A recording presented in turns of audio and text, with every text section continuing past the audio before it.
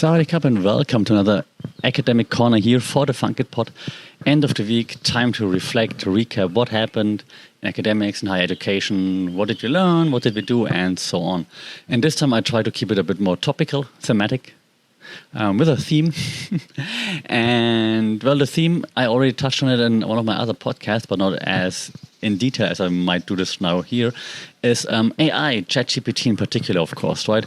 Is it going to take our jobs in higher education? Is it going to replace professors, teachers, and so on? Should we ban it? Should we ban students from using it and whatnot? And of course, there are different opinions on that. My opinion is summed up very easily. I think I see AI more as a collaborative tool rather than a replacement tool, which means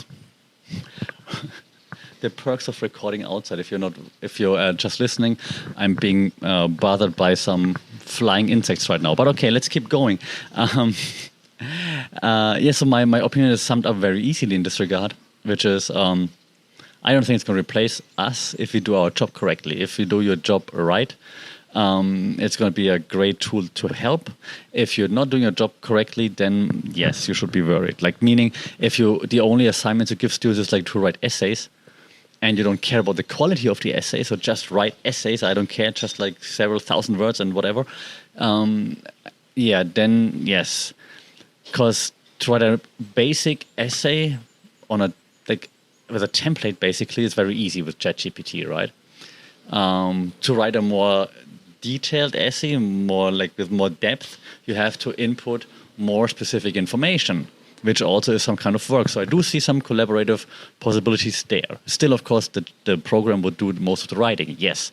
But you need to vet it for the information, and you need to be able to defend it probably if you then have to defend it in front of your professor or a committee or whatever. But then again, I'm not a big fan of essay assignments per se anyways. Okay, so that's one thing. Secondly, ChatGPT is not the only AI out there. There's more, right? So I've been using chatbots, for example, for a while with like some interactive student assignments, for example, so that it's not just, hey, read this book or read this chapter, but it's like, I have a few like choose your own adventure bots, so to speak, where students then go down certain roads and make certain choices and then get presented with different kinds of information, different kinds of videos, different kinds of whatever, background knowledge, information, sources, and so on. And then in the end, they come to different kinds of conclusions. They find different information and then have to present what they found, or have to present a solution based on what they found on those different paths that they took to come to that final destination. When I say final destination, I think of the movie, but you know what I mean, right? So I love doing those things. So I think AI can really help you there. And of course, right now everyone shares like those posts like, hey, if you're only thinking ChatGPT, there are 16 other AI tools that you should know. Yeah, there are many other AI tools out there that you could use. Of this post that everybody shares right now, half of them are terrible though. So ChatGPT deserves the hype to some extent because it's just way better than lots of the other content writers, for example, those content spinners. And it's also something like I'm coming from a digital marketing background, right? So I worked in digital marketing agencies way back when I studied e-commerce, digital marketing, and all those things. So way back when I was at university, when I was a student, this was in the second year or something, we created content spinners, right? Yahoo Pipes and so on. Was it Pipes? I think that was the name. You would scrape the internet for like keywords. They type in some keywords, scrape the internet for articles using those keywords, then scrape the content, mix it together, and then publish it as your own article. We've done that like in the early 2000s or whenever that was. 2000, not early, yeah, late 2000, early 2010s, 2008, 7, 8, 9 or whatever it was. Around that time we did that. There's nothing new. So AI has been there forever. Now it's just more mainstream. It's easily accessible. Not only nerds that study the stuff know about it, right? Great. I really don't mind it. I like that Microsoft is pushing it right now with like OpenAI. Now they have the search engine U.com, for example, AI-powered, ChatGPT-powered search engine. I'm not sure how I feel about that. Not because I think it's going to take away from the work or like it's going to replace our teachers. I don't think so. I just not sure how curated or like what measures or what scale are they using to decide which source should be shown in like a study-based search, for example, right? If it's like u.com/study or something for students, then it shows you more study-related sources, but then who decides what's a study-related source and whatnot? So, but it's still interesting to play around with it, and so I'm totally not afraid of it. I saw a tweet today. They said professors will stop complaining about ChatGPT once they understand how they can use it to write recommendation letters. Let's be honest, not funny. B, recommendation letters are a template anyways. Please, I have 3 different templates for very good students or okay students and for students that don't deserve it. Everyone has it. Come on. Well, I don't need ChatGPT for that, right? But ChatGPT for research, I'm not sure. I tried a few things. Maybe I didn't use the right input or something.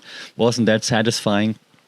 You still have to find your own sources or citations and whatnot. So, you can ask it to do it for you, but then you still have to bring it together. And then you don't know what it's really talking. If you just copy paste, you don't really know what it's actually the content, right? And you need to understand the content to actually make connections, obviously. But for some research, some basic research, some guidelines, an outline, some inspiration, it's great. I really don't mind it. I make my students use it in both classes I'm teaching right now. I tell students, hey, your assignment, use ChatGPT to do whatever, and then debate the outcome. What do you think are you satisfied with it? Are you not satisfied with it? Why aren't you satisfied with it? So just so they understand how to use it. So I am not against AI. I think AI is awesome if you use it as a collaborative tool, not as a replacement tool, obviously. I have a few, connections that have a different point of view, that are more afraid of it. They say I teach lots of content creation, for example, then the AI just takes over my content creation. I saw an article on The Guardian where the author complained that the AI wrote the article. It would take him a few hours and would earn him £500. The AI wrote in a few seconds. So if the AI writes an article, a better article, or article as good as yours, that you would charge £500 for, then the AI is not the problem. So I have a few websites, right? I have guest contributors that contribute to the websites. They write blog articles once in a while. And I can see that they switch to AI generators. And I can tell, because I'm looking into it as well, of course, I can tell which one they're using. One of the contributors is clearly using Copymatic, for example. I've been using it for a while as well, because it's always the same structure. It's always the same structure. You can see, okay, it's outline, intro, subtopic 1, subtopic 2, subtopic 3, conclusion, always the same. As long as the article is still okay, no problem. But so you can see if an AI writes. So ChatGPT is a little bit better, but thanks to that program that one of those students now wrote in the US, I believe, right, to detect it, also no problem. But again, I don't even know if it is necessary to check student work on whether or not they use AI to create it. If you actually check it, if you actually go through it and you actually read the content and check how deep is it, how detailed is it, I think you can see whether or not the student understood it. Especially if it's not just hand in the essay and be done with it, but actually defend what you produced. If you make the students defend what they produced, you will always see whether or not they understood it. And how they end up understanding it, hopefully with your instructions and with what you gave them. But if it's an AI search that gives them more information and makes it easier to understand, so be it. Great. Yeah, maybe in the reflection they say, hey, I used AI. You can ask it to use AI. No anonymous, no point deduction or anything, but just curious, did you use AI to help you understand what I'm teaching? If so, let me know in which step did you use AI so that I can improve my teaching too. Right? So I don't think AI is our enemy. I think AI can be our ally.